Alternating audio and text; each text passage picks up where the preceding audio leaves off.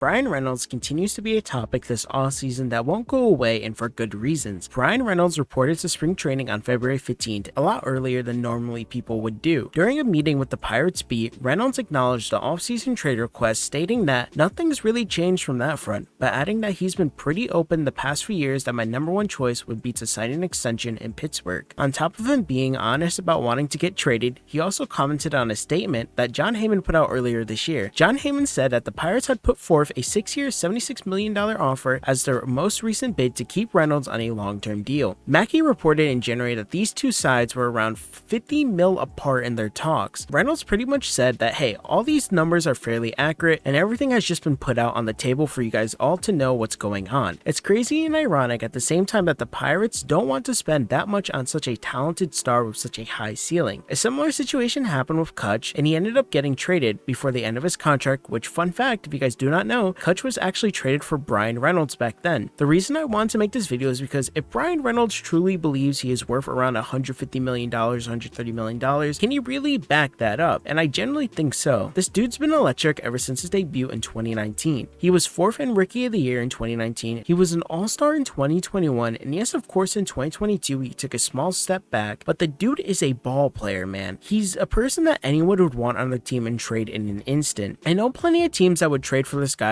I know Yankees fans, for example, are really desperate to get him just because they need him out there in the outfield, and the reasons why is because this dude can hit for contact while at the same time still having a lot of pop. He is a guy that can hit 30 home runs in a season if he chooses to, and who knows, maybe 2023 will be that year that he does. His highest home run total has been 27 home runs in his 4-year career. He also is just a really good defender. He's someone you can trust in the outfield and not have to worry if they'll miss a fly ball here and there. The thing is, Bryan Reynolds has a few more years until he can really become a free agent in 2026. And it's weird to say, but the Pirates don't really think it's worth moving him at the moment for a package that isn't the top 3 prospects in your farm. And there's plenty of reasons for that, which I'll get into. Also, Reynolds still states in his interview that he wants to stay here in Pittsburgh. It's just that he wants to be paid the amount of money he thinks he deserves. Now, of course, we know players don't have much control over things like trades, unlike other sports like the NBA, for example. You could request a trade and be gone by the deadline or sit out and not play at all. Reynolds is stuck because, of course, the Pirates have all control. That is it at the end of the day. Reynolds is stuck, but he isn't mad, just disappointed in the front office not treating him like the player he is. Now, another comparison I saw online is, well, is Reynolds really worth that big of a contract? Because someone similar to Reynolds, aka Sean Murphy, got a contract similar to what Pittsburgh offered Reynolds in the first place. A lot of people were comparing the two just because of their service time and their ceiling. However, we all know people are being valued in a different way on different teams. I think Sean Murphy was just glad to get a bag and escape Oakland. Also, with Sean Murphy, he's going straight to a competitor. He's going to be playing for the Braves. That's always going to be a team that's consistently playing in big games, unlike he had in Oakland. I think Bryan Reynolds feels similar to this. Bryan Reynolds is a guy that wants to compete for a World Series ring. He's a dude that wants to be able to play in the playoffs every year and play meaningful games and not be playing exhibition games in the middle of September or August when his team is out of the wild card already. I think Reynolds, if he does get traded this season or the season before his contract ends, the dude is going to get that extension he's looking for 150 mil or 130 mil over 7 to 8 years, especially if we're going off of what happened this offseason. Reynolds would seem like a steal in a lot of people's eyes. The dude is only 28, he's barely hit his prime yet, and he has his best years to come. Reynolds has a huge ceiling. If this dude could hold a 300 average like he was doing in 2021 and 2019 and hit for 30 home runs a season and play really good defense in the outfield, he will get that contract he so rightfully deserves. Now, if he pulls off another crazy year and has an all-star caliber season in 2023, I'm sure that price will jump even higher and force the Pirates to trade him at the deadline in 2025. But unfortunately, the Pirates want Reynolds to be there because they feel like at the end of the rebuild in 2025, they'll be able to compete for a wild card or playoff position or even a World Series. Who knows, maybe Kutch will convince the front office to give him that contract that he so rightfully deserves because, hey,